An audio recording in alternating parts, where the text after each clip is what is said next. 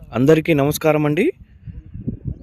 ఈ వీడియోలో మీకు అడవి దొండాకు అంటే ఈ అడవి దొండ ద్వారా మనం ఏ విధంగా ఫలితాలు ఉన్నాయంటే, ఈ అడవి దొండాకుని ఎండబెట్టి దీనిని చూర్ణం తయారు చేస్తే మనం ఎవరినైతే ఇష్టపడుతున్నామో వారిని ఖచ్చితంగా మన వైపు తిప్పుకోవటం జరుగుతుంది. అలాగే ఈ ఆకుతోనే లిక్విడ్ కూడా తయారవుతుందండి.